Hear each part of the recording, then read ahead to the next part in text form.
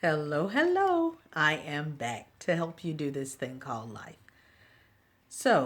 We are in the midst of talking about Jesus, the man, his temptations, his emotions, how he did business, the things that affected him, just like they affect us. But his response was so different than many of our responses. And so, what we're doing is checking him out to see how he won because he won every time. So, we're trying to pattern ourselves after Jesus. And I've been thinking, I don't know, it came to me, I think, yesterday because 2 days ago when I recorded, and I kept trying to upload on Instagram. It did upload the first time, but y'all, it was like a bad Chinese, one of those bad kung fu movies. The further it went in the video, the worse it got. Where my voice was not linked up with the video. So I deleted it and tried to upload again. It took forever. But anyway, so yesterday morning I was able to get it up on Instagram. And then I don't know, I started thinking about some of the things I said. I said, oh, I hope they weren't insensitive statements. They didn't come from a bad place. It was the day I was talking about the rejects, and I still don't apologize for yeah. So the thing that I was thinking about, I said I want to make sure that people know that I was doing it from a point of view of somebody who's not caught on to the vision and does not understand that some people have been called to the rejected crowd, to the crowd that is visibly or everyone or knowingly un, unperfect. They're not perfect. And a lot of times you see their issue before you see the person. I was coming from that point of view. Remember, I said, what if Jesus wanted to, you know, crash on your couch for a few days? What would that be like? And I talked about how people would just follow him in. You got this demon possessed man following him home. Someone that's mute showing up at the door. So, how do you know what they want? And imagine the inconvenience of it all, of being connected to him, of people just showing up, of that crowd being everywhere he goes. So I was talking about it like from the viewpoint that it costs. It costs to be connected to people who are called to people, especially to hurting people, to rejected people. That looks totally different than just being called to do something, you know, like I said, maybe something with technology. All of it is important, but I'm just saying it's a very different call when you're connected to people who are called to other folks like that. So anyway, what I wanted to do was kind of talk about the flip side of that because although it does cost, oh, there's so many great rewards with being connected to a visionary, a dreamer, the called. It's a beautiful thing when you've caught the vision and you have a sense of who you're connected to. Like I said, I talked about the costs and I meant every bit of it, but I didn't talk about those benefits.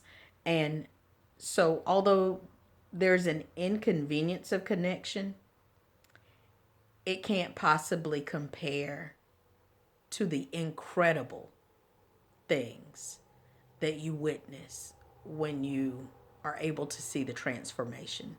So we have inconvenience, but we have this incredible thing going on too.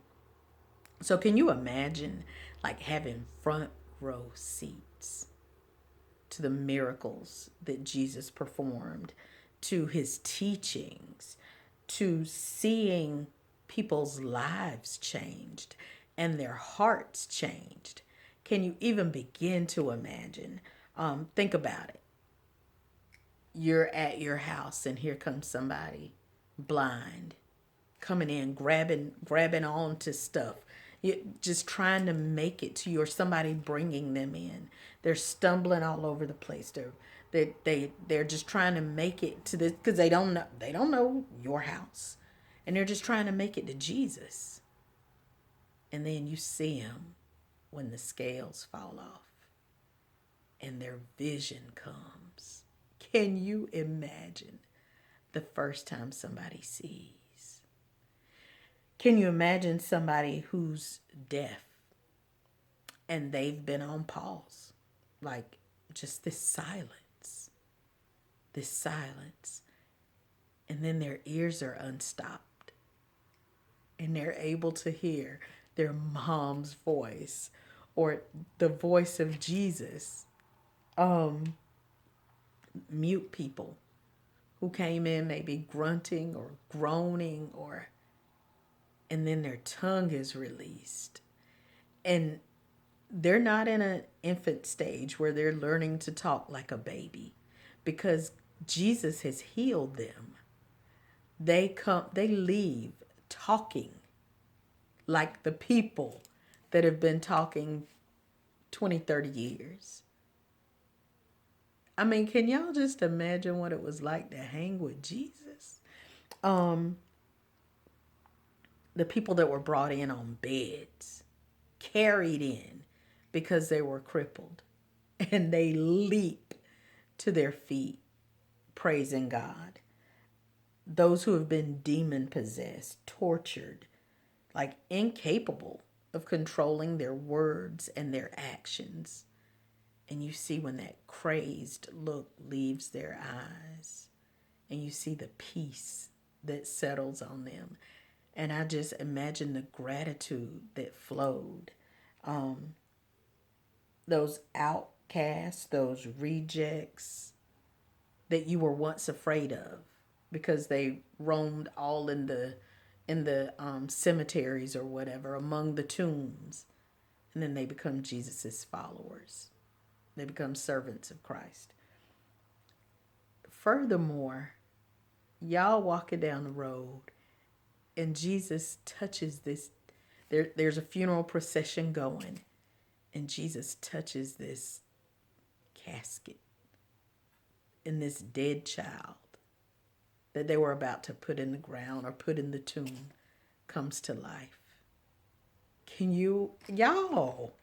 Now, let's do this. Can we imagine all those things that happen modern day? Yes, there will be some literal things. I'm believing God to see miracles. I'm believing to be used by God to perform miracles for His glory. The same God then is the same God we have right now, y'all. And just imagine, but the cost is high.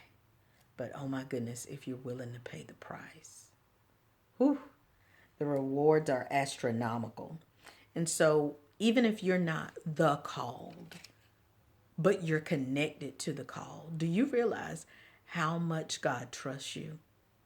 How much He loves you to connect you to something, somebody that amazing. So I just want to encourage you, stay connected. And when the rewards come, you'll be among the rewarded. You'll be among the blessed. Whew. Yeah. I want to see all those things, y'all. I want to see all of them and so much more. To see someone who's been depressed and the joy of the Lord invades their heart. Just, it's so much. It's so much. Somebody who's been down on themselves, no confidence, and then to see what God does in them. Whoa, I just realized I was the last two. Those last two things I talked about. God is doing it right before your eyes. Right before your eyes. He's transformed my life. And I didn't tell y'all, but today is my 50th birthday. And I am so blessed. Oh Lord, I was talking to my mama today, and y'all, my parents are still here. My mom will be 88 in 2 weeks. My dad is 91. They are healthy and strong. I'm in their house right now. That's them on the picture behind me. At their 50th, they've been married 70 years. But anyway, I was talking to my mama this morning and legit lost it. Had a praise break on the phone. Because I told her mama one time it wasn't looking too good, but I made it to 50. Whew, and I'm so glad about it. Y'all, this has been One Moment with Marcy. I'll be back tomorrow with another moment of momentum producing motivation. Until then, stay encouraged and remember you gotta flutter before you can fly. But flying is in your future.